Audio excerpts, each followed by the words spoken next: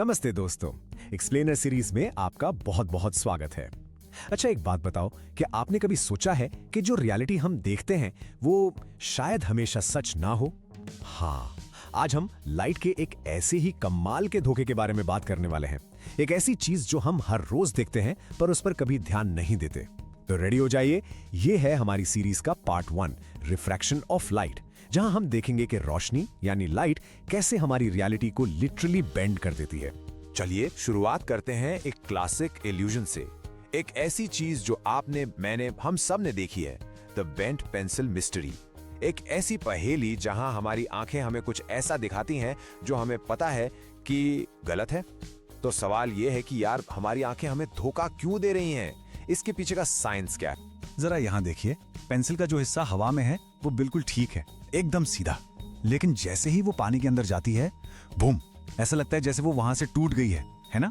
उस एक पॉइंट पर, उस बाउंड्री पर आखिर हो क्या रहा है जहां हवा और पानी मिल रहे हैं? अब आप सोच रहे होंगे ये कोई जादू है, आंखों का धोखा?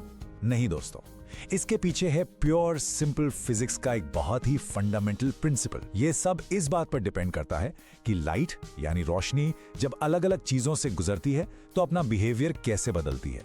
पता है क्या, इस पेंसिल वाले इफेक्ट को और भी अच्छे से समझने के लिए चलो एक छोटी सी एक्टिविटी करते हैं। एक मजेदार एक्सपेरिमेंट जो इस प्रिंसिपल को बिल्कुल साफ साफ हमें दिखाएगा। इसे कहते हैं मैजिक कॉइन एक्सपेरिमेंट, और सबसे अच्छी बात, आप इसे आराम से घर पर कर सकते हैं। ठीक है, तो करना क्या है, एक खाली बर्तन में एक सिक्का रखो, फिर धीरे धीरे पीछे हटो, बस उतना जहां वो सिक्का आपको दिखना बंद हो जाए। ओके, अब अपनी जगह से बिल्कुल नहीं हिलना है। अपने दोस्त से कहो कि वो धीरे धीरे उस बर्तन में पानी डाले और बस देखते रहो। वो सिक्का जो गायब हो गया था वो जादू की तरह वापस आ जाएगा। Awesome, right? तो ये हुआ कैसे? मैजिक ना, ये है साइंस। जैसे ही बर्तन में पानी भरा, उस कॉइन से आ रही लाइट रेस का रास्ता बदल गया। वो पानी की सरफेस पर आकर बेंड हो गई और आपकी आंखों तक पहुंच गई। पहले वो सीधे रास्ते से आप तक नहीं पहुंच पा रही थी। ये जो बेंडिंग ऑफ लाइट है ना, यही हमारा सबसे बड़ा क्लू है। लाइट के इसी बेंडिंग को, इस पूरे फिनोमिनन को साइंस में एक स्पेशल नाम दिया गया है, और यही है हमारे आज के एक्सप्लेनर का main topic, the refraction of light. चलो इसको आसान भाषा में समझते हैं। ओके, सो बचपन से हमने क्या सीखा है कि लाइट हमेशा एक स्ट्रेट लाइन में चलती है, राइट? और ये बात काफी हद तक सही भी है, जब तक लाइट एक ही मीडियम में है, जैसे सिर्फ हवा में। इसीलिए तो शैडोज बनती हैं। लेकिन असलियत थोड़ी सी अलग है। लाइट अपना रास्ता बदल सकती है, वो बेंड हो सकती है। कब? जब वो एक ट्रांसपेरेंट मीडियम से दूसरे में जाती है। सोचो, हवा से पानी में या हवा से ग्लास में। तो इसकी टेक्स्ट बुक डेफिनेशन क्या हुई? सिंपल, रिफ्रैक्शन ऑफ लाइट का मतलब है लाइट की डायरेक्शन में चेंज होना जब वो एक ट्रांसपेरेंट मीडियम से दूसरे में ट्रैवल करती है। That's it. ये सिंपल सा डायरेक्शन चेंज ही वो रीजन है जिसके कारण हमें वो पेंसिल टूटी ही दिखती है और कॉइन गायब होके वापस आ जाता है। अब एक बहुत जरूरी बात ध्यान से सुनना, ये जो बेंडिंग है ना, ये पूरे पानी में नहीं होती, ये सिर्फ और सिर्फ उस बाउंड्री पे होती है जहां दोनों मीडिया मिलते हैं, जैसे पानी की सतह। साइंस की लैंग्वेज में इस बाउंड्री को इंटरफेस कहते हैं। रिफ्रैक्शन का सारा खेल इसी इंटरफेस पर होता है। चलो, अब जब हमें इसके पीछे का साइंटिफिक प्रिंसिपल पता चल गया है, तो वापस चलते हैं अपनी पहली पहेली पर। Let's solve it. आखिर वो पेंसिल टूटी हुई क्यों दिखती है? और यहाँ है सबसे इंटरेस्टिंग पार्ट। पता है गलती किसकी है? पेंसिल की? नहीं, वो बिल्कुल ठीक है। हमारी आंखों की? नहीं, आंखें भी अपना काम कर रही हैं। जो असली इल्यूजन हो रहा है वो हमारे दिमाग के अंदर हो रहा है। Yes, your brain is being tricked. इसको ऐसे समझो, हमारे दिमाग को लाखों सालों से आदत है ये मानने की कि लाइट हमेशा सीधी चलती है। तो जब पेंसिल के पानी वाले हिस्से से आने वाली लाइट रेज सरफेस पर बेंड होकर हमारी आंखों में आती हैं, तो हमारा दिमाग कंफ्यूज हो जाता है। वो उस बेंड को समझ नहीं पाता। वो उन लाइट रेज को सीधा पीछे की तरफ ट्रेस करता है और एक वर्चुअल इमेज बना देता है, एक नकली इमेज। ये इमेज पेंसिल को उसकी असली जगह से थोड़ा ऊपर दिखाती है, और इसीलिए हमें पेंसिल टूटी हुई नजर आती है। माइंड ब्लोइंग है ना? ओके, तो इस पार्ट 1 को खत्म करने से पहले एक क्विक रिकैप हो जाए कि हमने आज क्या क्या इंपॉर्टेंट बातें सीखी। 3 सिंपल पॉइंट्स। पहला, लाइट आमतौर पर स्ट्रेट लाइन में चलती है। दूसरा, जब लाइट मीडियम बदलती है तो वो बेंड हो जाती है और इस प्रोसेस को हम कहते हैं रिफ्रैक्शन। और तीसरा, यही रिफ्रैक्शन वो वजह है जिससे हमें रोज की जिंदगी में कॉइन और पेंसिल जैसे ऑप्टिकल इल्यूजन्स दिखते हैं। सिंपल। और अब आपके लिए एक छोटा सा सवाल, एक मास्टर एक्सरसाइज। हमने देखा कि लाइट हवा से पानी में जाने पर रिफ्रैक्ट होती है, लेकिन सोचो अगर लाइट हवा के एक हिस्से से ट्रैवल करके हवा के ही दूसरे हिस्से में जाए और दोनों जगह टेम्परेचर और डेंसिटी बिल्कुल सेम हो, तो क्या वहां रिफ्रैक्शन होगा या नहीं होगा? सोचो इस बारे में। इस सवाल पर थोड़ा दिमाग लगाओ और अपना जवाब नीचे कमेंट सेक्शन में जरूर लिखना। हम इस पर अगले एपिसोड में जरूर बात करेंगे। और हाँ, पार्ट 2 के लिए बिल्कुल तैयार रहना, क्योंकि अगले एपिसोड में हम सॉल्व करेंगे the glass slab mystery. Hello students, welcome back. मैं हूं आपका साइंस दोस्त और ये है रिफ्रैक्शन ऑफ लाइट सीरीज का पार्ट 2। पिछली बार हमने देखा था कि लाइट पानी में कैसे बेंड होती है, राइट?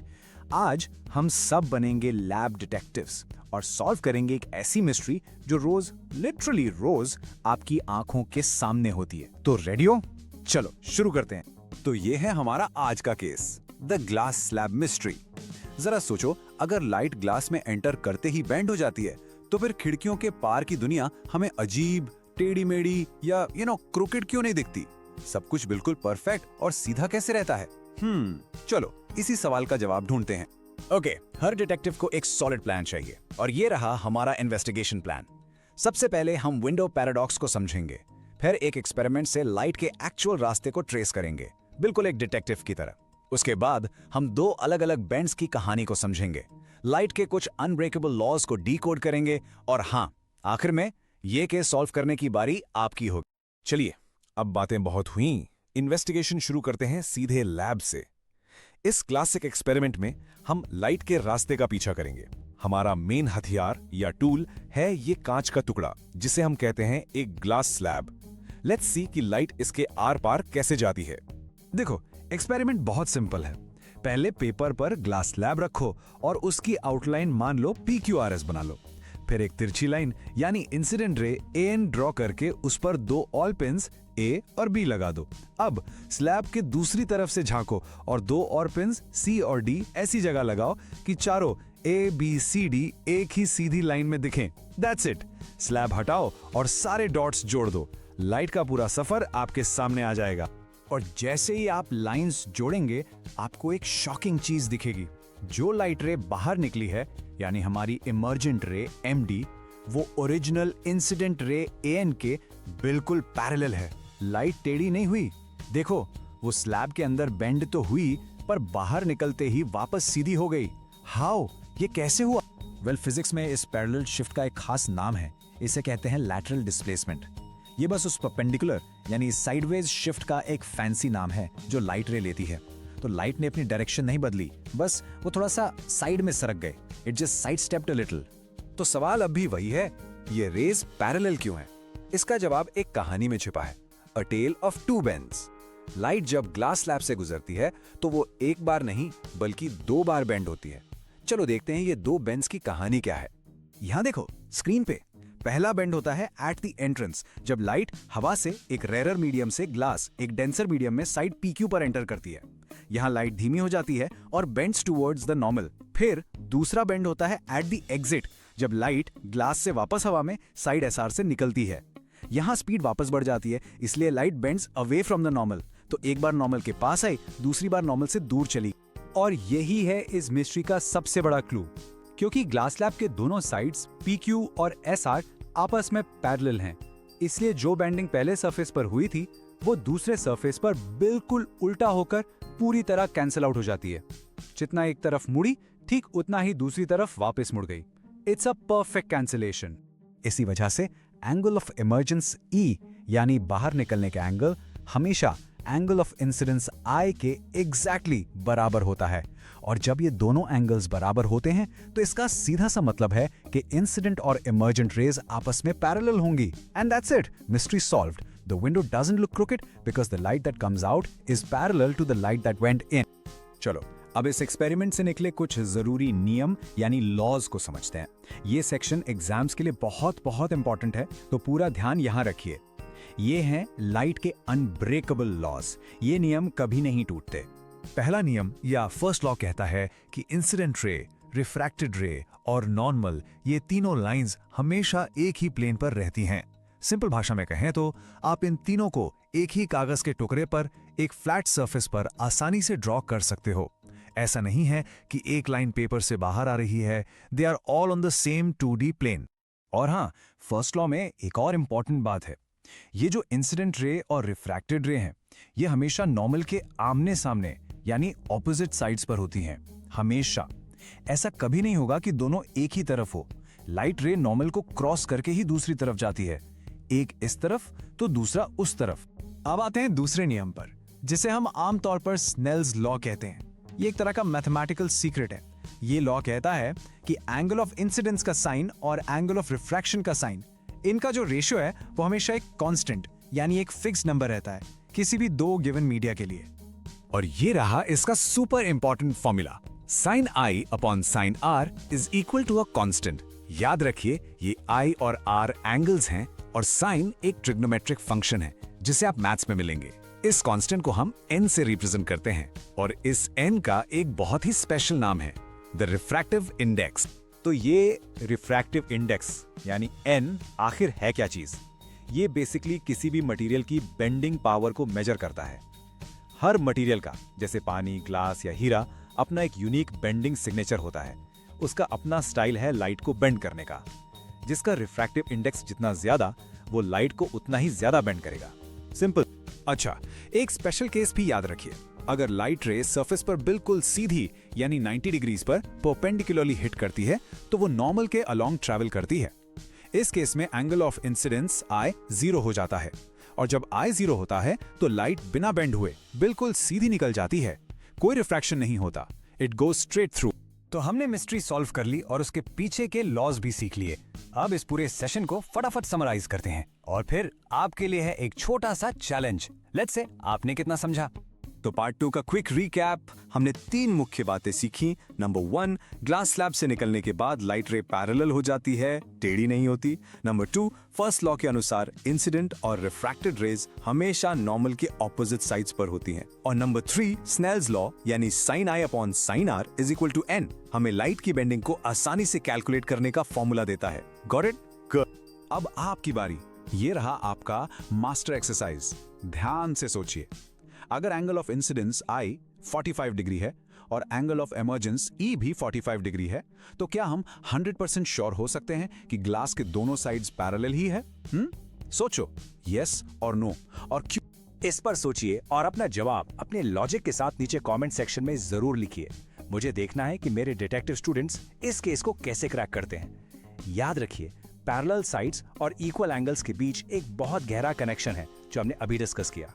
तो हमने लॉज तो जान लिए, लेकिन ये रिफ्रैक्टिव इंडेक्स असल में है क्या? सिर्फ एक नंबर? और हीरे का यानी डायमंड का रिफ्रैक्टिव इंडेक्स ग्लास से इतना अलग क्यों होता है? ऐसा क्या है हीरे में जो वो लाइट को इतना ज्यादा मोड़ देता है कि वो इतना चमकता है? इन सारे सवालों का जवाब आपको मिलेगा हमारी सीरीज के पार्ट 3 में, जिसका नाम है द वेलोसिटी सीक्रेट। वहां हम रिफ्रैक्टिव इंडेक्स के पीछे छुपे राज को खोलेंगे। सो स्टे ट्यून्ड, मिलते हैं अगले एक्सप्लेनर में। तब तक पढ़ते रहिए। नमस्ते मेरे सारे ब्रिलियंट स्टूडेंट्स, कैसे हैं आप सब? Welcome back. Zero to hero series के पार्ट 3 में आपका बहुत बहुत स्वागत है। पिछले पार्ट में हमने रिफ्रैक्शन के लॉज समझे थे, राइट? तो आज हम उसके पीछे के सबसे बड़े सीक्रेट को, उसके वेलोसिटी के राज को डिकोड करने वाले हैं। सोचो जरा, ये कितना अजीब है ना? हम सब जानते हैं कि light is the fastest thing in the universe. इससे तेज कुछ भी नहीं। फिर जैसे ही वो बेचारी लाइट एक पानी के ग्लास में घुसती है या आपके चश्मे के लेंस से पास करती है, उसकी स्पीड कम क्यों हो जाती है? ये आखिर होता कैसे है? इसी कॉस्मिक मिस्ट्री का जवाब आज हम ढूंढेंगे। तो इस मिस्ट्री का, इस पूरे फिनोमेना का एक नाम है, एक सीक्रेट कोड है, और वो कोड है रिफ्रैक्टिव इंडेक्स। हाँ, यही वो टर्म है, यही वो कॉन्सेप्ट है जो सब कुछ एक्सप्लेन करता है। चलो आज इस कोड को मिलकर क्रैक करते हैं। तो आखिर ये रिफ्रैक्टिव इंडेक्स, जिसे हम स्मॉल n से डिनोट करते हैं, है क्या चीज? बहुत सिंपल है। ये बस एक नंबर है, एक वैल्यू, जो हमें बताता है कि जब लाइट एक मीडियम से दूसरे में जाती है तो वो कितना बेंड होगी, कितना मुड़ेगी। और ये जो बेंडिंग है ना, ये पूरी तरह से लाइट की वेलोसिटी में आने वाले चेंज पर डिपेंड करती है। It's all about speed. Okay, अब आते हैं इसके फॉर्मूला पर। और देख के डरना मत, बिल्कुल सिंपल है। देखो, अगर हमें मीडियम 2 का रिफ्रैक्टिव इंडेक्स निकालना है मीडियम 1 के कंपैरिजन में, तो हम लिखते हैं 1n2। इसका फॉर्मूला है v1 divided by v2। Simple. यहाँ v1 क्या है? मीडियम 1 में लाइट की स्पीड। और v2? हाँ बिल्कुल सही, मीडियम 2 में लाइट की स्पीड। बस स्पीड्स का एक सिंपल सा रेशियो है। और सोचो, अगर इसका उल्टा करना हो, मतलब मीडियम 1 का रिफ्रैक्टिव इंडेक्स निकालना है विद रिस्पेक्ट टू मीडियम 2, कोई टेंशन नहीं, फॉर्मूला को बस उल्टा कर दो तो 2n1 हो जाएगा v2 upon v1। Easy PG, right? बिल्कुल लॉजिकल है। अब देखो, साइंस में ना हमें हमेशा एक स्टैंडर्ड चाहिए होता है, एक बेंचमार्क जिसके अगेंस्ट हम हर चीज को मेजर कर सकें, एक गोल्ड स्टैंडर्ड जिसे सभी साइंटिस्ट अग्री करें ताकि कोई कंफ्यूजन ना हो। तो लाइट के केस में वो गोल्ड स्टैंडर्ड क्या है? वो है speed of light in a vacuum, क्योंकि उससे तेज तो कुछ है ही नहीं। तो जब भी हम किसी भी मटेरियल का रिफ्रैक्टिव इंडेक्स लाइट की स्पीड इन वैक्यूम से कंपेयर करके निकालते हैं, उसे हम कहते हैं एब्सोल्यूट रिफ्रैक्टिव इंडेक्स। और यही वो नंबर है जो आपको ज्यादातर टेक्स्ट बुक्स में लिखा हुआ मिले। चलो इस टेबल पे एक नजर डालते हैं। देखो एयर का नंबर क्या है? 1.0003, मतलब 1 के इतना करीब है कि हम कैलकुलेशंस के लिए इसे 1 ही मान लेते हैं। ठीक है। फिर है वाटर 1.33, ओके। उसके बाद ग्लास 1.52, नंबर बढ़ रहा है। और अब आखिर में देखो डायमंड, वाओ कितना ज्यादा नंबर है, 2.42। ये नंबर दोस्तों, यही है डायमंड की उस कमाल की चमक का राज। इसका मतलब यह है कि लाइट जैसे ही हीरे के अंदर एंटर करती है, वो बहुत बहुत ज्यादा स्लो हो जाती है और उतनी ही ज्यादा बेंड होती है। और इसी एक्सट्रीम बेंडिंग से बनता है वो अनोखा स्पार्कल, वो ब्रिलियंस। और अगर आपको इसे विजुअली देखना है तो ये चार्ट देखो। पानी का बार यहाँ है, ग्लास का थोड़ा सा ऊपर, और अब डायमंड का बार देखो कहाँ जा रहा है। इससे आपको आइडिया लग जाएगा कि तीनों में कितना बड़ा डिफरेंस है। Diamond is in a completely different league. Okay, तो हमने नंबर्स देख लिए, पर इन नंबर्स का एक्चुअल मतलब क्या है? लाइट की रे के साथ आखिर होता क्या है?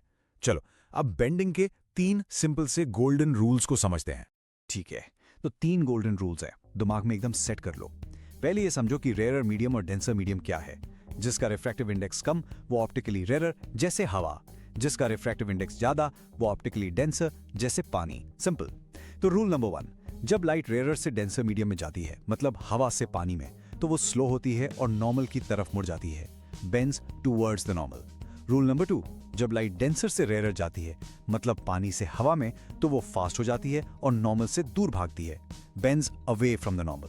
और रूल नंबर 3, ये एक स्पेशल केस है। अगर लाइट बिल्कुल सीधी 90 डिग्री पर मीडियम में एंटर करे तो कोई बेंडिंग नहीं होती, वो सीधी की सीधी निकल जाती है। That's it. चलो एक फटाफट रिकैप करते हैं। जो भी हमने अभी तक सीखा उसके सबसे इंपॉर्टेंट पॉइंट्स को एक बार रिवाइज कर लेते हैं ताकि सब कुछ क्लियर हो जाए। रेडी? तो 3 चीजें बिल्कुल मत भूलना। पहली, रिफ्रैक्टिव इंडेक्स सीधा सीधा लाइट की वेलोसिटी पर डिपेंड करता है, स्पीड कम इंडेक्स ज्यादा। दूसरी, 1n2 का फॉर्मूला क्या था? v1 अपॉन v2, बहुत ही सिंपल।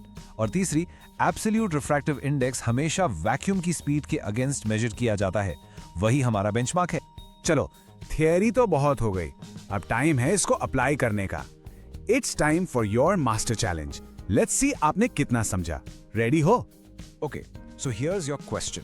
ध्यान से सुनो। अगर वाटर का एब्सोल्यूट रिफ्रैक्टिव इंडेक्स है 1.36 और लाइट की स्पीड इन वैक्यूम है 3 × 10⁸ मीटर्स पर सेकेंड, तो क्या आप कैलकुलेट कर सकते हो कि लाइट की स्पीड पानी के अंदर यानी वाटर में कितनी होगी? सोचो सोचो, अभी पॉज करो और अपनी नोटबुक में ट्राई करो इसे सॉल्व करने की। एक छोटा सा हिंट दे देता हूं। एब्सोल्यूट रिफ्रैक्टिव इंडेक्स का फॉर्मूला याद है ना? बस उसी को यूज करना है। जब सॉल्व हो जाए तो अपना फाइनल आंसर और पूरा कैलकुलेशन नीचे कमेंट सेक्शन में जरूर लिख दो। I will check it out. Awesome job today. I hope आपको मजा आया। तो पार्ट 4 के लिए रेडी हो, क्योंकि अगले पार्ट में हम इसी रिफ्रैक्शन की मदद से कुछ amazing mind blowing cosmic mystery solve करेंगे। जैसे रात में तारे टिमटिमाते क्यों हैं और सूरज सुबह उगने से थोड़ा पहले ही हमें आसमान में क्यों दिख जाता है। बहुत इंटरेस्टिंग होने वाला है। Hello future scientists, welcome welcome welcome to part 4 of our refraction of light series. मैं हूं आपका साइंस दोस्त और आज हम आसमान के कुछ ऐसे धोखों की बात करेंगे जो आपको बिल्कुल हैरान कर देंगे। नहीं, ये कोई जादू टोना नहीं है, ये है प्योर अनअडल्टरेटेड फिजिक्स का कमाल। तो चलिए इस अमेजिंग मिस्ट्री से पर्दा उठाते हैं। ओके, तो शुरुआत करते हैं एक शॉकिंग स्टेटमेंट से। पता है, जो आसमान आप रोज देखते हैं ना, वो आपसे झूठ बोल रहा है। Seriously, I am not kidding. आपने कभी सोचा है कि वो जो ब्यूटीफुल ट्विंकलिंग स्टार्स आप देखते हो, वो असल में बिल्कुल स्टेडी हैं, टिमटिमाते ही नहीं है? ये सब एक ग्रैंड कॉस्मिक इल्यूजन है। ये सवाल तो आपके मन में कभी ना कभी जरूर आया होगा कि भाई आखिर तारे ही क्यों ट्विंकल करते हैं जबकि प्लैनेट्स जैसे वीनस या मार्स एकदम शांति से चमकते रहते हैं।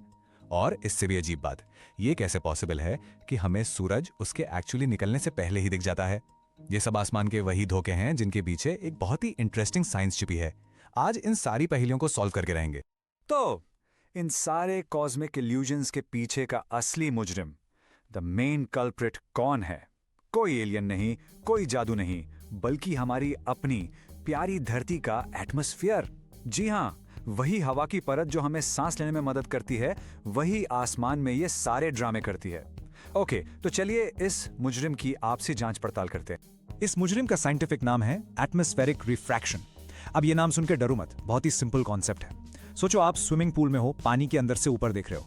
चीजें थोड़ी अजीब, ऐसी टूटी फूटी सी दिखती हैं, राइट? क्यों? क्योंकि लाइट जब हवा से पानी में जाती है तो वो बेंड हो जाती है। बस एग्जैक्टली यही चीज होती है जब स्पेस से आने वाली लाइट हमारे एटमॉस्फेयर में एंटर करती है, वो भी बेंड हो जाती है। इसी बेंडिंग को हम कहते हैं एटमॉस्फेरिक रिफ्रैक्शन। सिंपल। इसको समझने का एक बेस्ट देसी एग्जाम्पल है होली की आग। सबने देखी है। कभी नोटिस किया है कि आग के उस पार जो भी चीज है वो थोड़ी हिलती हुई, कांपती हुई या वेवर करती हुई दिखती है? पता है क्यों? क्योंकि आग के ठीक ऊपर की जो हवा है वो गर्म होने की वजह से रेयर हो जाती है, यानी हल्की, और उसके ऊपर की हवा ठंडी यानी डेंसर होती है। तो जब लाइट इन अलग अलग लेयर्स से गुजरती है तो बेचारी बेंड हो जाती है और हमें चीजें हिलती हुई दिखती। तो चलिए अब इस लाइट की जर्नी को ट्रैक करते हैं। एक बेचारी लाइट रे किसी स्टार से चली। पहले वो स्पेस से आई जहां कोई हवा नहीं, बिल्कुल वैक्यूम। फिर अचानक से वो हमारे एटमॉस्फेयर में एंटर करती है। अब हमें पता है कि जमीन के पास आते आते हवा डेंसर यानी ज्यादा घनी होती जाती है। तो लाइट जो सीधा आना चाहती थी, ये घनी हवा उसे लगातार नीचे की तरफ मोड़ती रहती है। इसलिए लाइट का रास्ता सीधा ना होकर हल्का सा कर्व्ड हो जाता है।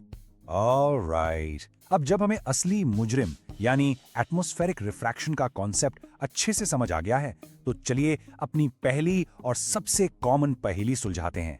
Stars versus planets, the ultimate showdown. सोचने वाली बात तो है, तारों की रोशनी में आखिर ऐसा क्या है कि वो हम तक आते आते इतना कांपने लगती है? क्या स्टार खुद ही डिस्को लाइट की तरह ऑन ऑफ हो रहा है? हाँ, बिल्कुल नहीं। असली रीजन हमारे एटमॉस्फेयर में ही छुपा है। देखो, सबसे क्रूशियल पॉइंट ये है कि तारे हमसे इतने ज्यादा दूर हैं कि वो हमें एक सुई की नोक, एक सिंगल डॉट जैसा दिखते हैं, जिसे हम कहते हैं पॉइंट सोर्स ऑफ लाइट। अब जब इस एक छोटे से पॉइंट से आने वाली लाइट की पतली सी किरण हमारे हिलते डुलते एटमॉस्फेयर से गुजरती है, तो हवा जो कभी गर्म, कभी ठंडी, कभी इधर कभी उधर जा रही है, वो उस लाइट के रास्ते को थोड़ा सा विगल कर देती है। इसीलिए एक पल लाइट हमारी आंखों में आती है, अगले पल थोड़ा सा मिस हो जाती है और हमें लगता है कि तारा ट्विंकल कर रहा है। तो फिर प्लैनेट्स क्यों नहीं ट्विंकल करते? Now this is interesting. Planets तारों के कंपैरिजन में हमारे पड़ोसी हैं, बहुत पास हैं। इसलिए वो एक सिंगल पॉइंट जैसे नहीं, बल्कि बहुत सारे पॉइंट्स का एक कलेक्शन, एक डिस्क जैसे दिखते हैं। तो होता क्या है कि जब उनसे आने वाली लाइट एटमॉस्फेयर से गुजरती है, तो अगर एक पॉइंट से आने वाली लाइट विगल करके कम हो रही, तो आजू बाजू के दूसरे पॉइंट से आने वाली लाइट बढ़ जाती है।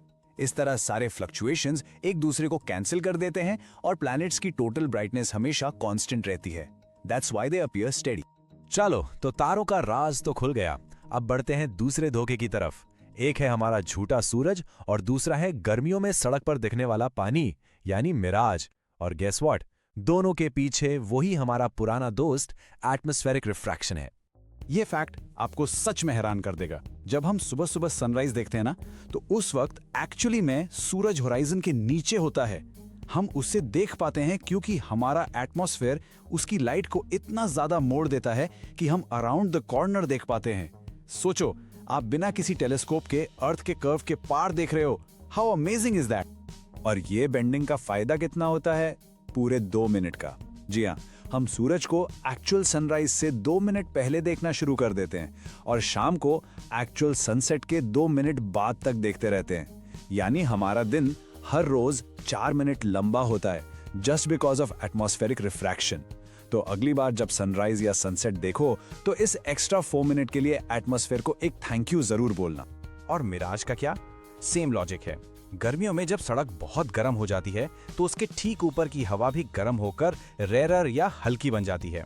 अब जब आसमान से आने वाली लाइट इस गर्म हवा की लेयर से टकराती है तो वो ऊपर की तरफ बेंड हो जाती है। लेकिन हमारा ब्रेन तो यही सोचता है कि लाइट सीधी आ रही है, तो उसे लगता है कि लाइट नीचे सड़क से आ रही है, बिल्कुल जैसे पानी से रिफ्लेक्शन आता है। इसलिए हमें आसमान का रिफ्लेक्शन सड़क पर दिखता है, जो दूर से पानी जैसा लगता है। तो आज हमने आसमान के कई बड़े बड़े रहस्यों से पर्दा उठा दिया है। चलिए अब टाइम है इस पूरे ज्ञान को समराइज करने का। एक क्विक रिकैप कि हमने इन कॉस्मिक इल्यूजन्स के बारे में क्या क्या सीखा। लेट्स गो टू आवर की टेकअवेज। तो आज हमने सीखा कि सबसे बड़ा खिलाड़ी है एटमॉस्फेरिक रिफ्रैक्शन। यही लाइट को मोड़कर सारे इल्यूजन्स क्रिएट करता है।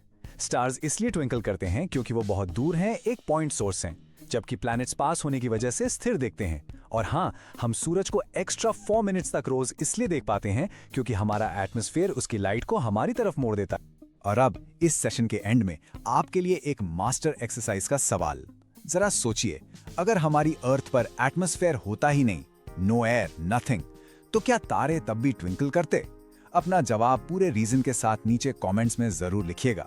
सोचना, अगर लाइट को बेंड करने वाला मुजरिम ही ना हो तो फिर क्या होगा? I am really excited to see. नमस्ते दोस्तों, और स्वागत है आपका रिफ्रैक्शन ऑफ लाइट सीरीज के पार्ट 5 में। पिछले पार्ट में हमने देखा कि तारे क्यों टिमटिमाते हैं। आज हम रोशनी के अंदर छुपे हुए रंगों की दुनिया को एक्सप्लोर करेंगे। तो तैयार हो? आपने कभी सोचा है कि सूरज की वो सिंपल सी सफेद सी रोशनी आखिर कैसे एक इतना खूबसूरत 7 रंगों वाला रेनबो बना देती है? अरे रेनबो छोड़ो, आपने अपने ज्योमेट्री बॉक्स का प्लास्टिक स्केल देखा है? उसको लाइट में थोड़ा आगे पीछे करके देखो, उसमें भी तो रंग दिखते हैं। तो ये जादू है क्या? चलो आज इसका पर्दाफाश करते हैं। तो आज का हमारा टॉपिक है ये कलर एक्सप्लोजन, जिसे साइंस की जबान में हम कहते हैं डिस्पर्शन। हाँ, यही वो कॉन्सेप्ट है। चलिए इसकी गहराइयों में उतरते हैं। ओके, तो इस राज को सुलझाने के लिए सबसे पहले हमें लाइट की असलियत को समझना होगा, उसके नेचर को, कि भाई ये लाइट आखिर है क्या चीज।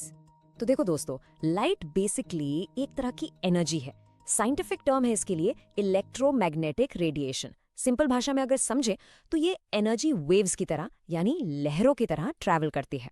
और इन वेव्स की जो सबसे इंपॉर्टेंट प्रॉपर्टी है वो है इनकी लंबाई, जिसे हम कहते हैं वेवलेंथ। और मजेदार बात पता है क्या है? कि हमारी आंखें इन सारी वेव्स को नहीं देख सकती ना। हम बस एक बहुत छोटा सा हिस्सा, एक छोटा सा रेंज ही देख पाते हैं, जो कि है 400 नैनोमीटर से लेकर 700 नैनोमीटर तक का। और इसी छोटू से हिस्से को हम कहते हैं विजिबल स्पेक्ट्रम। अब आप सोच रहे होंगे ये नैनोमीटर कितना छोटा होता है ना? तो सोचो, इमेजिन करो कि आपने 1 मीटर के 100 करोड़, हाँ 100 करोड़ टुकड़े किए। उनमें से जो एक टुकड़ा होगा ना, वो है 1 नैनोमीटर। मतलब इट्स अनबिलीवेबली स्मॉल। तो विजिबल स्पेक्ट्रम के 2 एक्सट्रीम्स हैं। एक तरफ है वायलेट लाइट, जिसकी वेवलेंथ सबसे छोटी है, लगभग 400 nm, और दूसरी तरफ है रेड लाइट, जिसकी वेवलेंथ सबसे लंबी है, करीब 700 nm।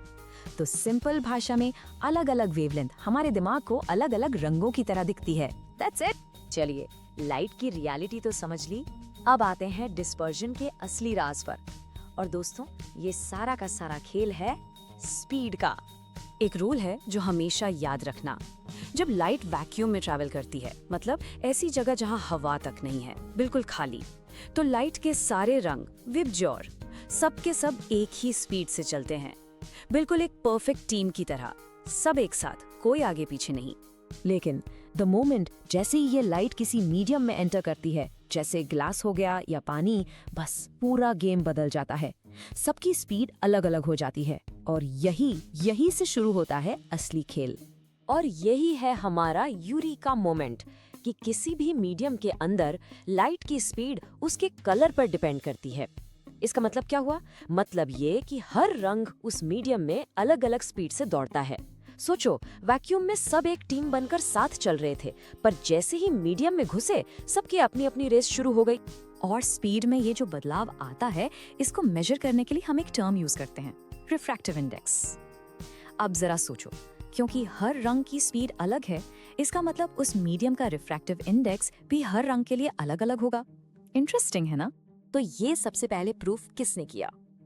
इसके पीछे थे एक great genius, sir Isaac Newton. और उनका जादुई हथियार क्या था? एक सिंपल सा कांच का टुकड़ा। चलो देखते हैं न्यूटन का ये प्रिज्म मैजिक।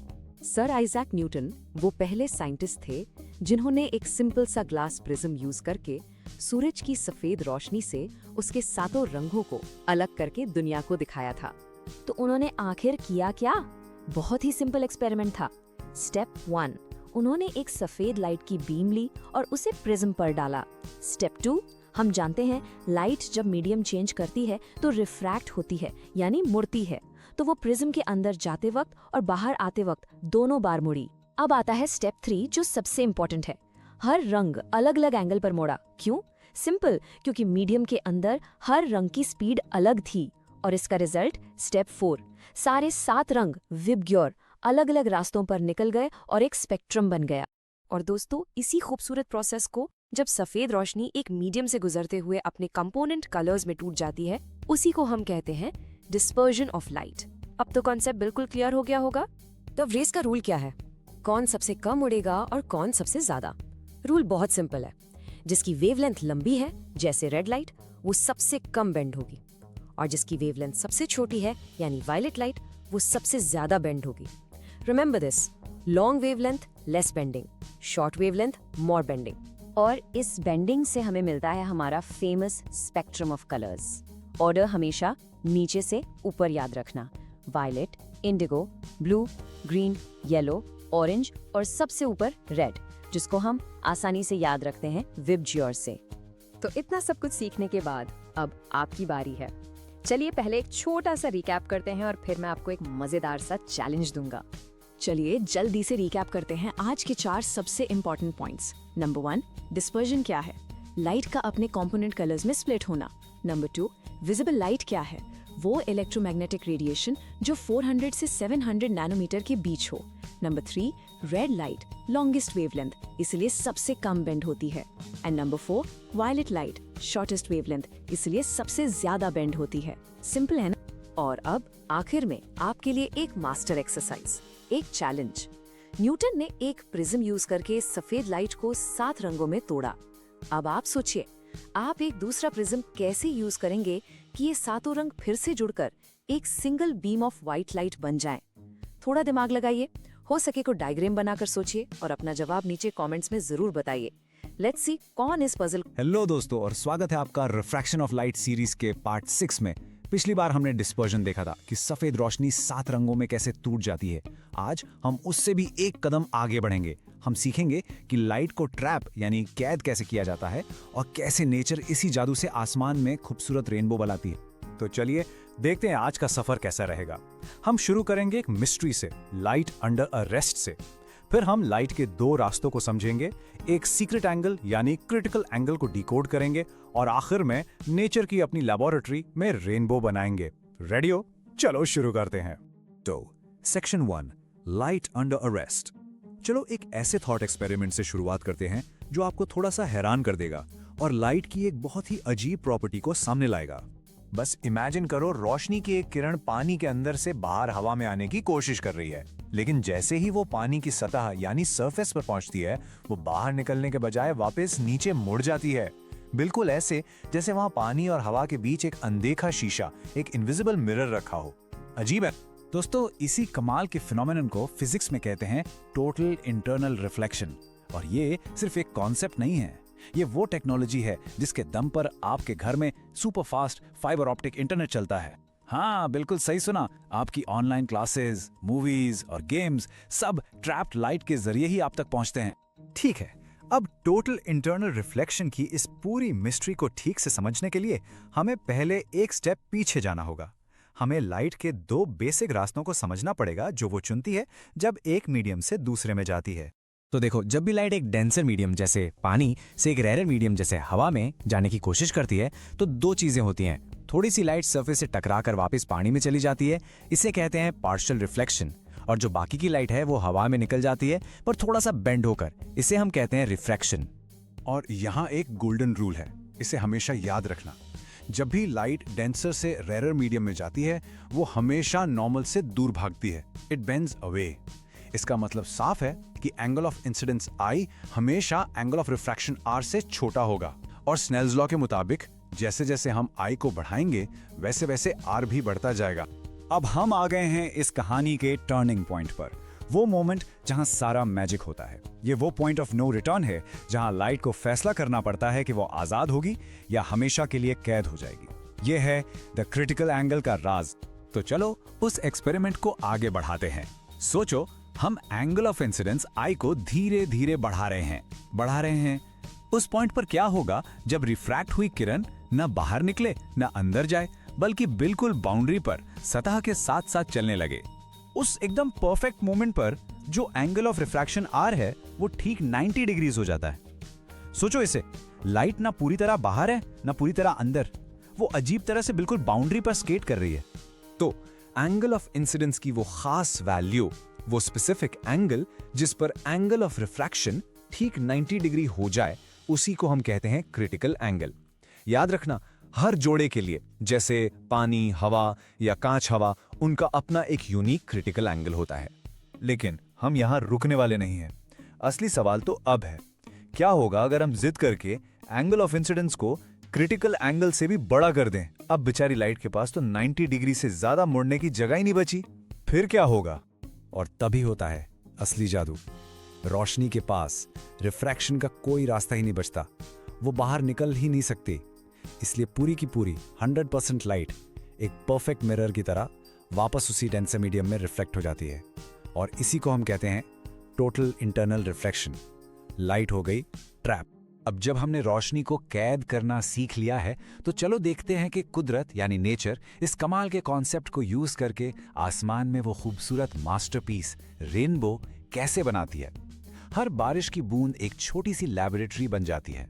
देखो, हर बूंद के अंदर एक 3 स्टेप डांस चलता है। Step 1, entry.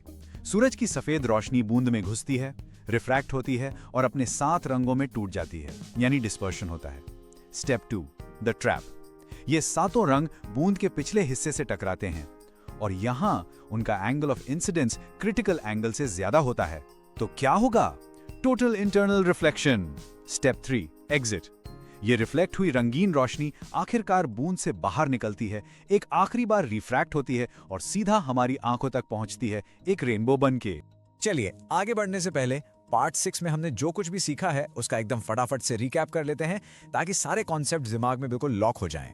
तो ये है आज के सबसे जरूरी पॉइंट्स। पहला, जब लाइट रेयर मीडियम में जाती है तो पार्शियल रिफ्लेक्शन होता है। दूसरा, क्रिटिकल एंगल वो इंसिडेंस एंगल है जब रिफ्रैक्शन एंगल ठीक 90 डिग्री हो। तीसरा, अगर इंसिडेंस एंगल क्रिटिकल एंगल से बड़ा हो जाए तो होता है टोटल इंटरनल रिफ्लेक्शन या TIR। और चौथा, रेनबो इन 3 चीजों का एक मैजिकल कॉम्बिनेशन है, रिफ्रैक्शन, डिस्पर्जन और TIR। सिंपल।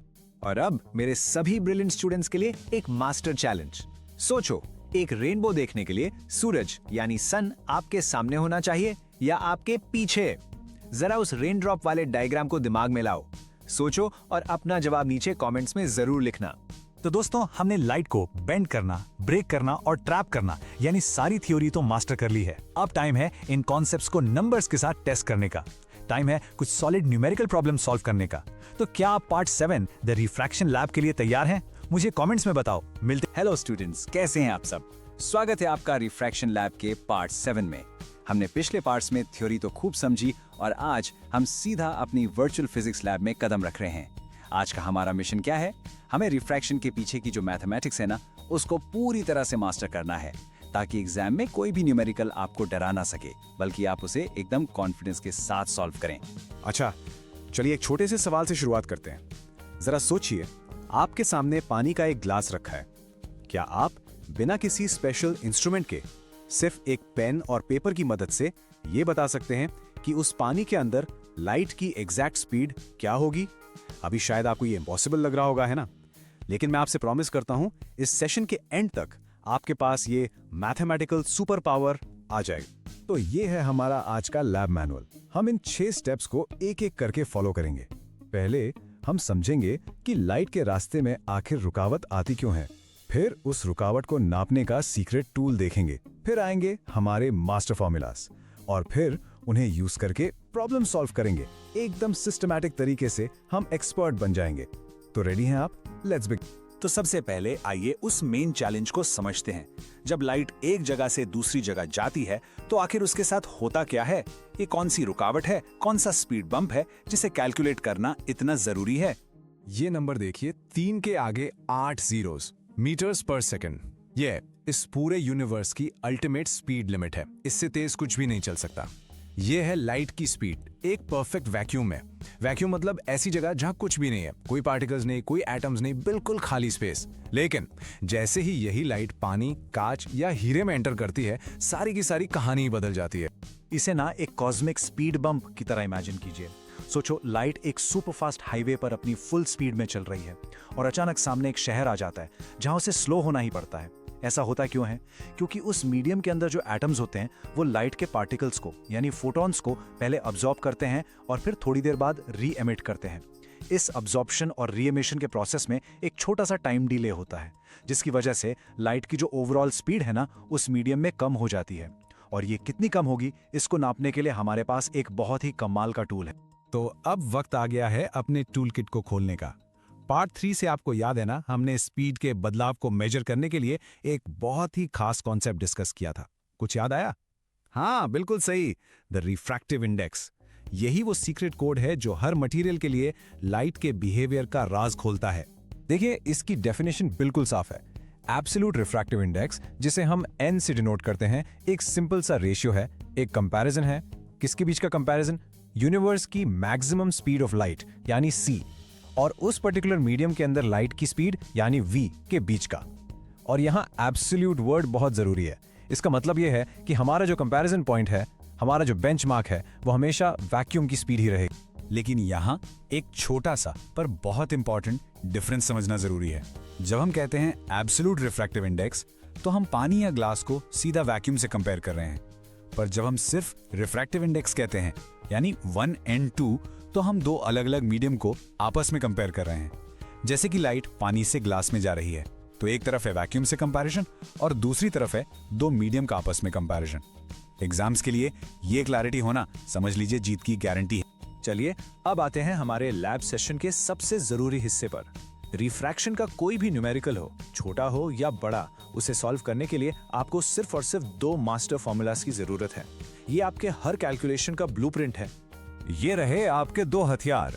पहला है स्नेल्स लॉ, जो लाइट के एंगल ऑफ इंसिडेंस और एंगल ऑफ रिफ्रैक्शन को रिफ्रैक्टिव इंडेक्स से जोड़ता है। ये एंगल्स वाले प्रॉब्लम्स के लिए है। और दूसरा the velocity ratio formula, n equals v1 upon v2। ये फॉर्मूला सीधा स्पीड्स को रिफ्रैक्टिव इंडेक्स से लिंक करता है। आज हमारा पूरा फोकस इसी दूसरे फॉर्मूला पर रहेगा। इन्हें अपने नोट्स में स्टार मार्क करके अभी लिख लीजिए। और यहां आता है वो गोल्डन रूल, जिसे आपको कभी नहीं भूलना है। जब भी किसी क्वेश्चन में एब्सोल्यूट रिफ्रैक्टिव इंडेक्स का जिक्र हो, तो फॉर्मूला में जो v1 है, यानी speed in the first medium, वो हमेशा फिक्स्ड रहेगी। और वो वैल्यू क्या है? 3 × 10⁸ मीटर्स पर सेकेंड। ये एक कांस्टेंट है, इसे हमेशा याद रखिएगा। चलिए, थ्योरी काफी हो गई, अब वक्त है अपने हाथ गंदे करने का। Time to run the experiment. आइए इन फॉर्मूलाज को रियल प्रॉब्लम्स पर अप्लाई करके देखते हैं। ये रहा पहला एग्जाम्पल। हमें दिया है कि पानी का एब्सोल्यूट रिफ्रैक्टिव इंडेक्स 1.36 है और हमसे पूछा है पानी के अंदर लाइट की स्पीड यानी v2। स्टेप 1 गिवन लिखो, n = 1.36। स्टेप 2 फॉर्मूला लिखो, n = v1/v2। अब क्योंकि एब्सोल्यूट दिया है तो v1 क्या होगा? सोचो, एग्जैक्टली 3 × 10⁸। अब वैल्यूज डालते हैं। 1.36 = 3 × 10⁸ डिवाइडेड बाय v2। हमें v2 चाहिए तो उसे लेफ्ट साइड ले आओ और 1.36 को राइट में नीचे। सो v2 = 3 × 10⁸ डिवाइडेड बाय 1.36। इसे कैलकुलेट करेंगे तो आंसर आएगा 2.21 × 10⁸ मीटर्स पर सेकेंड। देखा कितना आसान था। अब दूसरा एग्जाम्पल देखते हैं। यहाँ हमें 2 अलग अलग मीडियम में वेलोसिटी दी गई है और उनके बीच का रिफ्रैक्टिव इंडेक्स निकालना है। v1 है 1.5 × 10⁸ और v2 है 0.75 × 10⁸। फॉर्मूला वही लगेगा, n = v1 अपॉन v2। अब वैल्यूज डालिए और यहां एक जादू देखिए, ऊपर भी 10⁸ है और नीचे भी।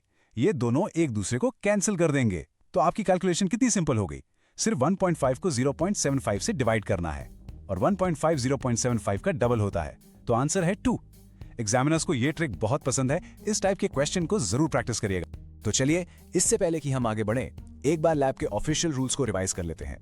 ये वो की टेकअवेज हैं जो आपको एग्जाम में सिली मिस्टेक्स से बचाएंगे और फुल मार्क्स सिक्योर करने में हेल्प करेंगे। रूल नंबर 1, अपने दिमाग में फिट कर लीजिए, रिफ्रैक्टिव इंडेक्स कोई डरने वाली चीज नहीं है, ये बस 2 स्पीड्स का रेशियो है। That's it.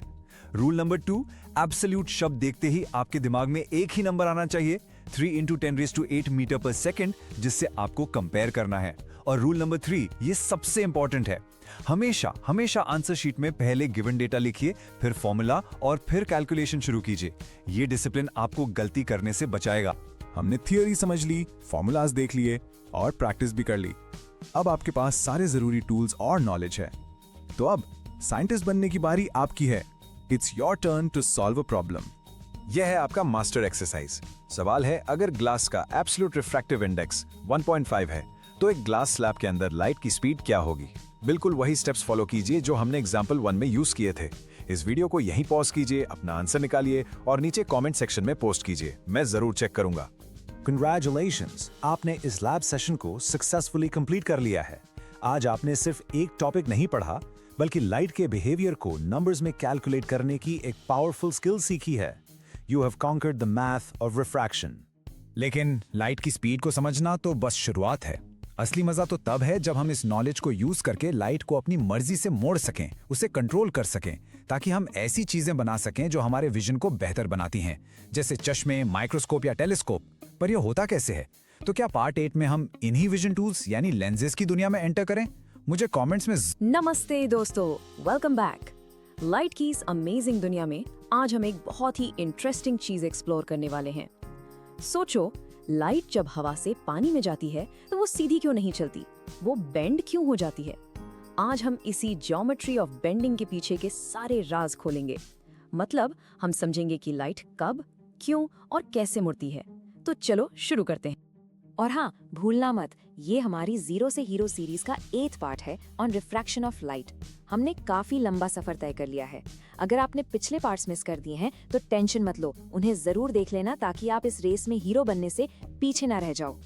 तो इस पूरे कॉन्सेप्ट को आसानी से समझने के लिए एक छोटी सी कहानी सुनते हैं। इसे कहते हैं द आर्चर्स डिलेमा, यानी एक तीरंदाज की एक बहुत बड़ी मुश्किल। ओके, सो इमेजिन करो, एक हंटर है, नदी के किनारे खड़ा है। उसे पानी में एक मछली बिल्कुल साफ दिख रही है। वो पूरा फोकस करके आराम से निशाना लगाता है, but her bar every single time उसका निशाना चूक जाता है। ऐसा क्यों हो रहा है? वो बेचारा हंटर भी परेशान है कि उसकी आंखों में कोई प्रॉब्लम है या उसके निशाने में। सोचो क्या हो सकता है? तो इसका जवाब बड़ा ही सरप्राइजिंग है। असली कल्प्रिट ये है कि मछली वहां है ही नहीं जहां वो उस हंटर को दिख रही है। सीरियसली, ये एक धोखा है, एक इल्यूजन जो लाइट हमारी आंखों के साथ खेलती है। तो बेचारा हंटर गलत नहीं है, उसकी आंखों को धोखा हो रहा है। इस पूरी मिस्ट्री को सॉल्व करने के लिए और लाइट के इस जादू को समझने के लिए हमें पहले 2-3 बहुत ही आसान लेकिन सुपर इंपॉर्टेंट कॉन्सेप्ट्स को समझना पड़ेगा। तो चलो पहले स्टेज सेट करते हैं। ओके, इन 3 चीजों को दिमाग में फिट कर लो। पहला है बाउंड्री। ये बस वो जगह है जहां 2 अलग अलग मीडियम जैसे हवा और पानी मिलते हैं। रिफ्रैक्शन का सारा खेल इसी बाउंड्री पर होता है। दूसरा है रिफ्रैक्टिव इंडेक्स, जिससे हमें पता चलता है कि कोई मीडियम लाइट के लिए कितना घना या हल्का है, यानी डेंसर या रेरर। और इन सब में सबसे इंपॉर्टेंट है नॉर्मल। ये एक इमेजिनरी 90 डिग्री की लाइन है जो हम बाउंड्री पर बनाते हैं। ये हमारा रेफरेंस पॉइंट है, हमारा हीरो है। सारी बेंडिंग इसी के रिस्पेक्ट में मेजर की जाती है, तो इसको कभी मत भूलना। ठीक है, अब जब हमारे बेसिक्स क्लियर हो गए हैं, तो अब टाइम आ गया है लाइट के 3 गोल्डन रूल्स सीखने का। ये रूल्स इतने फंडामेंटल है ना कि पूरे यूनिवर्स में हर एक लाइट रे हमेशा इनको फॉलो करती है, नो एक्सेप्शंस। ये है वो 3 रूल्स। पहला, जब लाइट एक रेयरर मीडियम से डेंसर मीडियम में एंटर करती है। दूसरा, जब वो डेंसर से रेयरर मीडियम में जाती है। और तीसरा एक बहुत ही स्पेशल केस है जिसे हम कहते हैं नॉर्मल इंसिडेंस। चलो एक एक करके इनको डिटेल में समझते हैं। तो रूल नंबर 1, जब भी लाइट एक रेयर मीडियम से मतलब हल्के मीडियम जैसे हवा से एक डेंसर मीडियम में मतलब भारी मीडियम जैसे पानी या ग्लास में घुसती है तो उसकी स्पीड कम हो जाती है और सबसे इम्पोर्टेंट बात, वो टुवर्ड्स द नॉर्मल बेंड हो जाती है, यानी नॉर्मल की तरफ झुक जाती है। इसको ऐसे इमेजिन करो जैसे आप एक खाली सड़क पर गाड़ी चला रहे हो और अचानक एक भीड़ भाड़ वाले मार्केट में घुस जाते हो। ऑब्वियसली आपकी स्पीड स्लो हो जाएगी और आप थोड़ा बीच की तरफ, सेंटर की तरफ दबने लगोगे। सिंपल। अब आते हैं रूल नंबर 2 पर, और ये रूल 1 का एकदम उल्टा है। जब लाइट एक डेंसर मीडियम से जैसे पानी से निकलकर एक रेयर मीडियम जैसे हवा में आती है तो उसकी स्पीड अचानक से बढ़ जाती है, व्रूम, और वो away from the normal bend होती है, यानी नॉर्मल से दूर भागती है। उसी एग्जाम्पल को कंटिन्यू करते हैं। जैसे ही आप भीड़ वाले मार्केट से निकलकर खुली सड़क पर आते हो, आपकी स्पीड बढ़ जाती है और आप आजादी से दूर की तरफ निकल जाते हो। तो देखो कितना सिंपल लॉजिक है। रेयर से डेंसर में गए तो लाइट स्लो डाउन हुई और टुवर्ड्स द नॉर्मल झुक गई, और डेंसर से रेयर में आए तो लाइट स्पीड अप हुई और अवे फ्रॉम द नॉर्मल भाग गई। बस एक को याद कर लो, दूसरा ऑटोमेटिकली उसका उल्टा है। और अब रूल नंबर 3, जिसे हम नॉर्मल इंसिडेंस कहते हैं, ये एकदम स्पेशल VIP केस है। जब कोई लाइट रे बाउंड्री पर आड़े तिरछे आने की जगह बिल्कुल सीधी 90 डिग्री के एंगल पर टकराती है तो वो बिना मुड़े बिना भटके एकदम सीधी निकल जाती है। इस केस में कोई बेंडिंग नहीं होती, कोई रिफ्रैक्शन नहीं होता। ये एक लौता केस है जहां लाइट अपना रास्ता चेंज नहीं करती। चलो अब थियोरी बहुत हो गई, अब इन रूल्स को यूज करके एक रियल लाइफ पजल सॉल्व करते हैं। अब वक्त आ गया है बेंट पेंसिल की मिस्ट्री को सुलझाने का। तो मेरा सवाल आपसे ये है कि पानी के ग्लास में रखी हुई पेंसिल टूटी हुई या मुड़ी हुई क्यों दिखती है? आई एम श्योर आप सबने एक्सपीरियंस किया होगा। अब आपके पास इस जादू को एक्सप्लेन करने के लिए 3 रूल्स हैं। सोचो इन तीनों में से कौन सा रूल यहाँ काम कर रहा है? और जवाब है रूल नंबर 2। यस, अकेले रूल नंबर 2 से ये पूरी मिस्ट्री सॉल्व हो जाती है। यकीन नहीं होता? चलो देखते हैं कैसे। यहाँ पर हमारा ब्रेन ही हमें धोखा दे देता है। देखो, पेंसिल का जो हिस्सा पानी के अंदर है वो एक डेंसर मीडियम में है, राइट? वहाँ से लाइट रेज निकलकर हवा यानी रेयर मीडियम से ट्रैवल करती हुई हमारी आंखों तक पहुँचती हैं। तो रूल 2 के हिसाब से क्या होगा? Light away from the normal bend हो जाएगी। लेकिन हमारा ब्रेन, उसको बचपन से आदत है कि लाइट हमेशा सीधी लाइन में चलती है, इसलिए वो इन मुड़ी हुई लाइट रेस को पीछे की तरफ एक स्ट्रेट लाइन में ट्रेस करता है और पेंसिल की एक झूठी ऊपर उठी हुई इमेज बना देता है। इसलिए हमें पेंसिल टूटी हुई दिखती है। अमेजिंग है। बहुत बढ़िया। अब आपने इन कॉन्सेप्ट्स को अच्छे से समझ लिया है, तो एक फाइनल मास्टर चैलेंज के लिए तैयार हो जाओ। ये टेस्ट करेगा कि आप सच में हीरो बने या अभी भी जीरो हैं। चैलेंज से पहले एक सुपर फास्ट रिकैप। हमेशा याद रखो, रेयर से डेंसर जाओगे तो टुवर्ड्स द नॉर्मल, डेंसर से रेयर जाओगे तो अवे फ्रॉम द नॉर्मल, और अगर 90 डिग्री पर सीधे जाओगे तो 0 रिफ्रैक्शन। सिंपल, इसको अपने दिमाग में लॉक कर लो। और ये रहा आपका मास्टर चैलेंज। ध्यान से सुनना। अगर एक लाइट रे ग्लास के एक ब्लॉक से निकलकर एक डायमंड यानी हीरे में एंटर करती है तो वो किस तरफ बेंड होगी? नॉर्मल की तरफ या नॉर्मल से दूर? हिंट ये है कि आपको इसके लिए रिफ्रैक्टिव इंडेक्स की टेबल देखनी पड़ेगी। पता लगाओ कि ग्लास और डायमंड में से कौन ज्यादा डेंसर है, और फिर अपना जवाब लॉजिक के साथ मुझे कमेंट्स में बताओ। लेट्स सी कौन इसे सॉल्व कर पाता है। तो दोस्तों, आज आपने लाइट के रूल्स ऑफ द रोड सीख लिए। आपको अब पता है कि लाइट कब, कहां और कैसे मुड़ती है। लेकिन एग्जाम्स में पूरे मार्क्स लाने के लिए इनके परफेक्ट डायग्राम्स कैसे बनाएं बिना किसी गलती के, ये सीखेंगे हम अपने अगले पार्ट में। तो तैयार रहना पार्ट 9 मास्टरिंग द डायग्राम्स के लिए। तब तक नमस्ते दोस्तों, कैसे हैं आप सब? दी एक्सप्लेनर में आपका बहुत बहुत स्वागत है। तो हम आ गए हैं अपनी रिफ्रैक्शन ऑफ लाइट सीरीज के पार्ट 9 में, और आज है हमारा रे ट्रेसिंग वर्कशॉप, जहां हम डायग्राम्स को इतना परफेक्ट करना सीखेंगे कि एग्जाम में एक भी नंबर ना कटे। तो चाहिए अपनी पेंसिल्स और नोटपैड्स तैयार कर लीजिए। देखिए, आप जानते हैं एक आम स्टूडेंट और एक टॉपर में असली फर्क क्या होता है? वो फर्क है डायग्राम्स का। सोचो, आपने थ्योरी बिल्कुल परफेक्ट लिखी, लेकिन अगर आपका रे डायग्राम थोड़ा सा भी, जरा सा भी गड़बड़ है ना, तो सारे नंबर गए। तो आज हम इसी प्रॉब्लम की जड़ को पकड़ेंगे और सॉल्व करेंगे।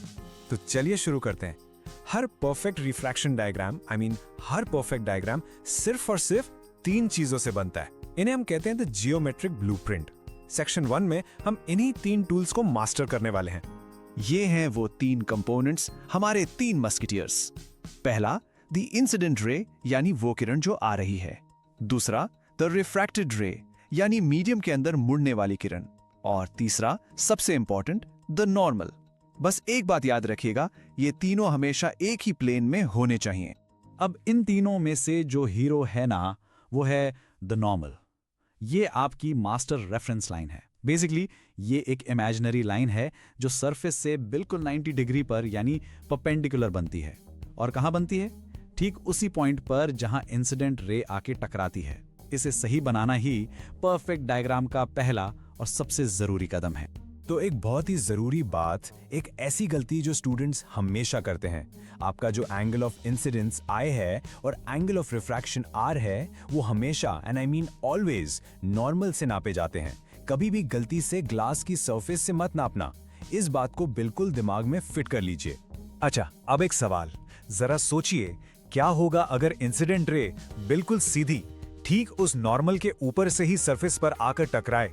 क्या होगा तब? सोचा? चलिए देखते हैं इसका जवाब। सिंपल सा जवाब है, अगर आपका एंगल ऑफ इंसिडेंस 0 डिग्री है, मतलब रे बिल्कुल नॉर्मल के साथ साथ आ रही है, तो वो बिना किसी बेंडिंग के, बिना किसी डेविएशन के बिल्कुल सीधी निकल जाएगी। कोई रिफ्रैक्शन नहीं होगा। और इससे ये भी साफ हो जाता है कि नॉर्मल हमारा रेफरेंस पॉइंट क्यों है। सारी बेंडिंग उसी के हिसाब से होती है। चलिए, अब थियरी बहुत हो गई। अब हमारे मेन प्रैक्टिकल हिस्से पर चलते हैं और देखते हैं कि ये सब असल में काम कैसे करता है। Welcome to section 2। यहाँ हम एक रेक्टेंगुलर ग्लास स्लैब के थ्रू लाइट का पूरा पाथ ट्रेस करेंगे। ये एग्जाम का सबसे कॉमन और इंपॉर्टेंट डायग्राम है। ओके, स्टेप 1, सबसे पहले एकदम साफ सुथरा स्केल से एक रेक्टेंगुलर ग्लास स्लैब बनाइए और उसके कॉर्नर्स को PQRS नाम दे दीजिए। सिंपल। स्टेप 2, एक इंसिडेंट रे बनाइए जो ऊपर वाली सरफेस यानी PQ को पॉइंट N पर टच कर रही है। और जैसे ही रे टकराए, सबसे पहला काम क्या करना है? बिल्कुल सही, सोचना नहीं है, फौरन वहां पर एक नॉर्मल ड्रॉ करना है। अब आएगा स्टेप 3। अब हम बनाएंगे रिफ्रैक्टेड रे जो स्लैब के अंदर ट्रैवल कर रही है।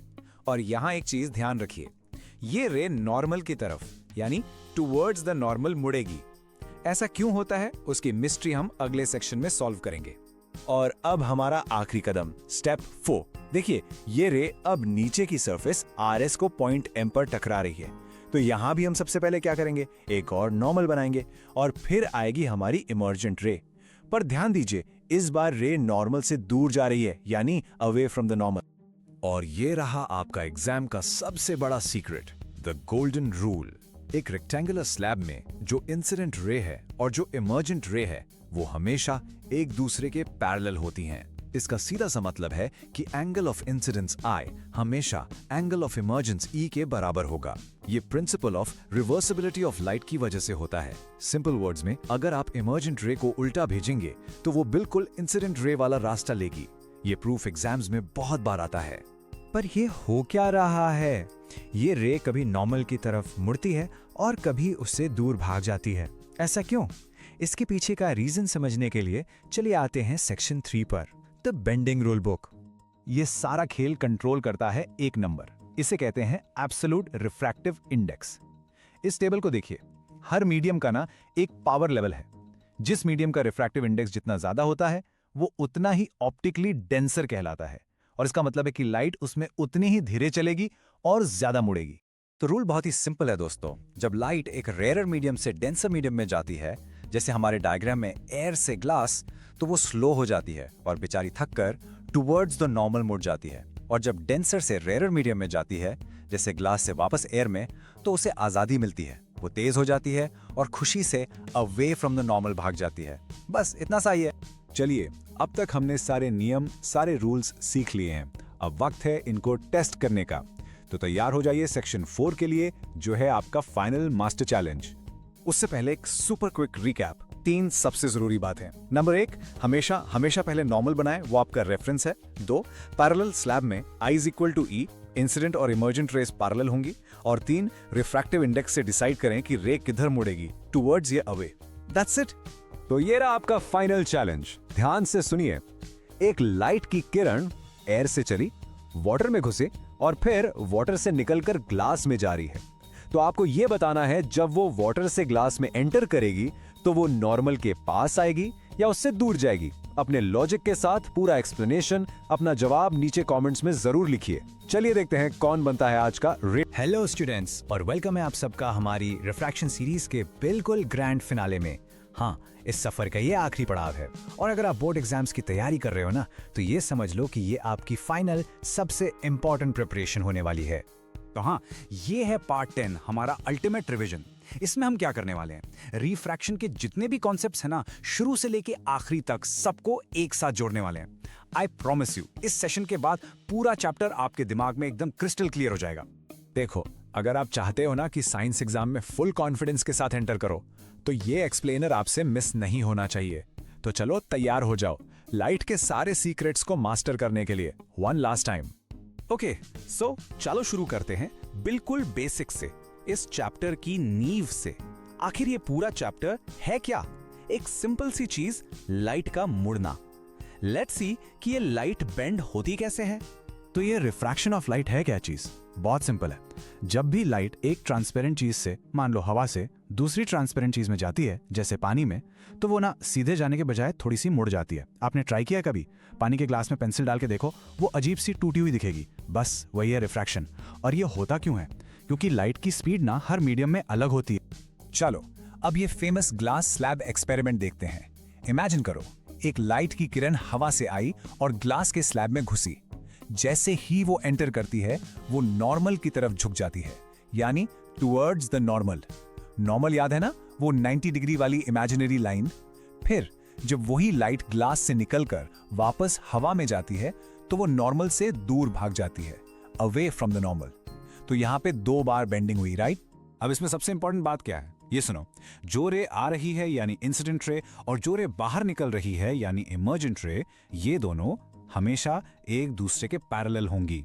हाँ, उनके बीच एक थोड़ा सा शिफ्ट आ जाता है, जिसको हम लैटरल डिस्प्लेसमेंट बोलते हैं, बट डायरेक्शन पैरेलल ही रहेगी। इसको भूलना मत, एग्जाम में डायग्राम बनाते टाइम ये दिखाना जरूरी है, इसके मार्क्स मिलते हैं। तो हमने ये तो देख लिया कि लाइट मुड़ती है, लेकिन क्या ये बस ऐसे ही रैंडमली मुड़ जाती है, जिधर मन किया उधर?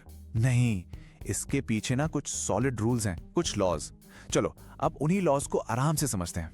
रिफ्रैक्शन के ना बस 2 सिंपल से रूल्स हैं। पहला वाला तो बहुत आसान है, इंसिडेंट रे, रिफ्रैक्टेड रे और नॉर्मल, ये तीनों हमेशा एक ही प्लेन में रहेंगे। सिंपल। लेकिन जो दूसरा है ना, वो है सबसे इंपॉर्टेंट, स्नेल्स लॉ। ये इस चैप्टर का मैथमेटिकल हीरो है। इसके बिना आगे बढ़ना मुश्किल ही नहीं, नामुमकिन है। और पता है ये इतना इंपॉर्टेंट क्यों है? हमारे चश्मे के लेंसेज, बड़े बड़े टेलीस्कोप्स, यहां तक कि इंटरनेट चलाने वाली फाइबर ऑप्टिक्स, सब इसी लॉ की देन है। तो स्नेल्स लॉ क्या कहता है? ये कहता है कि sine I by sine R का जो रेशो है, वो हमेशा कांस्टेंट रहता है, एक फिक्स्ड नंबर, और उस कांस्टेंट को हम कहते हैं n। यही n है रिफ्रैक्टिव इंडेक्स। ये हमें बताता है कि कोई भी मीडियम लाइट को कितना ज्यादा या कितना कम मोड़ेगा। आपके मेजॉरिटी न्यूमेरिकल्स बस इसी एक छोटे से फॉर्मूला से सॉल्व हो जाएंगे। इसको तो एकदम दिमाग में लॉक कर लो। तो ये रिफ्रैक्टिव इंडेक्स आखिर है क्या भला? कुछ नहीं, ये बस लाइट की स्पीड का एक कंपैरिजन है। सोचो, लाइट की स्पीड हवा में कितनी है और पानी में कितनी है, उन दोनों को कंपेयर कर लो, वही है रिफ्रैक्टिव इंडेक्स। और अगर हम लाइट की स्पीड को वैक्यूम से कंपेयर करें, जहां लाइट अपनी मैक्सिमम स्पीड पे भागती है, तो उससे हम बोलते हैं एब्सोल्यूट रिफ्रैक्टिव इंडेक्स। कितना सिंपल है ना? ओके, अब आते हैं इस चैप्टर के गोल्डन रूल पर। इसको अगर याद कर लिया तो आधा चैप्टर सॉल्व। देखो, जब लाइट रेयरर मीडियम से यानी खुली जगह से डेंसर मीडियम में यानी भीड़ वाली जगह में जाती है, तो उसकी स्पीड कम हो जाती है और वो नॉर्मल की तरफ टुवर्ड्स द नॉर्मल झुक जाती है। और इसका उल्टा, जब भीड़ से खुली जगह यानी डेंसर से रेयरर में जाती है, तो स्पीड बढ़ जाती है और वो नॉर्मल से दूर, अवे फ्रॉम द नॉर्मल भागती है। सिंपल फंडा याद रखो, स्पीड कम तो पास आओ, स्पीड ज्यादा तो दूर जाओ। चलो अब आते हैं सबसे इंटरेस्टिंग पार्ट पर। ये सारे रूल्स एंड लॉज नेचर में क्या क्या कमाल दिखाते हैं।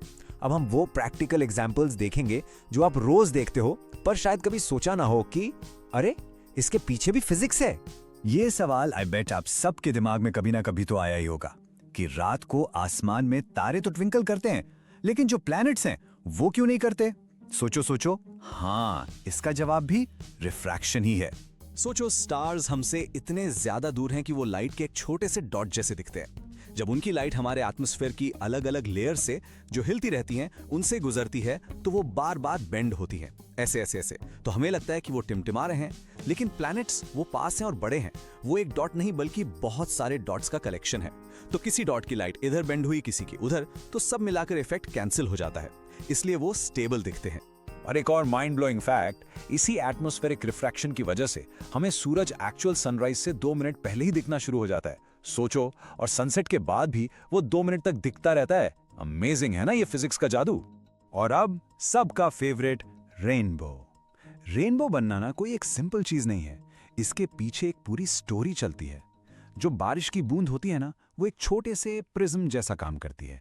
उसके अंदर 3 चीजें होती हैं, ध्यान से सुनो। सबसे पहले लाइट बूंद में घुसती है और रिफ्रैक्शन के साथ डिस्पर्जन होता है, मतलब व्हाइट लाइट 7 रंगों में टूट जाती है। फिर बूंद के अंदर होता है टोटल इंटरनल रिफ्रैक्शन, और आखिर में जब लाइट बूंद से बाहर निकलती है तो एक बार फिर से रिफ्रैक्शन होता है। इन तीनों चीजों के कॉम्बिनेशन से बनता है वो ब्यूटीफुल रेनबो। चलो अब आते हैं फाइनल सेक्शन पे। यहाँ हम कुछ एडवांस कॉन्सेप्ट्स डिस्कस करेंगे और मैं आपको कुछ ऐसी टिप्स दूंगा जिससे आप एग्जाम में फुल मार्क्स ला सको। यानी टोटल इंटरनल रिफ्लेक्शन यानी DIR एक बहुत स्पेशल केस है। ये तभी होता है जब लाइट डेंसर से रेयर मीडियम में जा रही हो और एंगल ऑफ इंसिडेंस एक स्पेशल एंगल, क्रिटिकल एंगल से ज्यादा हो। इस केस में क्या होता है, लाइट बाहर निकल ही नहीं पाती, वो रिफ्रैक्ट होने के बजाय 100% पूरी की पूरी अंदर ही रिफ्लेक्ट हो जाती है। लेकिन इसकी 2 शर्तें हैं, डेंसर टू रेयर और एंगल क्रिटिकल एंगल से बड़ा।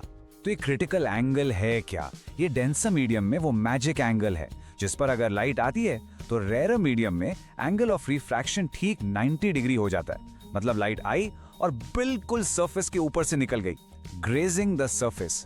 और अगर आपने एंगल इससे जरा सा भी बढ़ा दिया तो लाइट बाहर जाएगी ही नहीं, गेम ओवर हो जाएगा TIR। चलो अब जल्दी से एक न्यूमेरिकल सॉल्व करके देखते हैं ताकि फॉर्मूला एकदम पक्का हो जाए। प्रॉब्लम यह है, हमें एक मीडियम का एब्सोल्यूट रिफ्रैक्टिव इंडेक्स n दिया हुआ है और हमें उस मीडियम में लाइट की स्पीड v2 निकालनी है। ओके, तो हमें क्या क्या पता है? हमें दिया है कि n है 1.36 और एक चीज हमें हमेशा पता होती है, वैक्यूम में लाइट की स्पीड यानी c जो है 3 × 10⁸ मीटर्स पर सेकेंड। याद है फॉर्मूला? n = c/v2। हमें v2 चाहिए तो बस फॉर्मूला को थोड़ा सा घुमा दो, v2 हो जाएगा c/n। अब बस वैल्यूज डालनी है। v2 = 3 × 10⁸ divided by 1.36। और इसको जब हम कैलकुलेट करते हैं तो हमारा फाइनल आंसर आता है 2.21 × 10⁸ मीटर्स पर सेकेंड। और हाँ, एक चीज का भी मत भूलना, फिजिक्स में आंसर के साथ उसकी करेक्ट यूनिट लिखना सुपर इंपॉर्टेंट है। सिर्फ नंबर लिखने से मार्क्स कट जाते हैं। और चलो जाते जाते आपके लिए कुछ गोल्डन एग्जाम टिप्स। नंबर 1, रे डायग्राम्स हमेशा साफ सुथरे शार्प पेंसिल और रूलर से बनाना। Number 2, normal, angle I, angle R, angle E सब कुछ ठीक से लेबल करना, कुछ भी मिस नहीं करना। और नंबर 3, अगर रेनबो पे क्वेश्चन आ जाए तो तीनों स्टेप्स रिफ्रैक्शन, डिस्पर्जन और TIR जरूर लिखना, तभी फुल मार्क्स मिलेंगे। And that's it. इसके साथ हमारी रिवीजन पूरी हुई। आपने अब रिफ्रैक्शन का पूरा चैप्टर मास्टर कर लिया है। You are now a refraction hero. मेरी तरफ से आप सबको आपके एग्जाम्स के लिए all the very best. Full confidence के साथ जाना और पेपर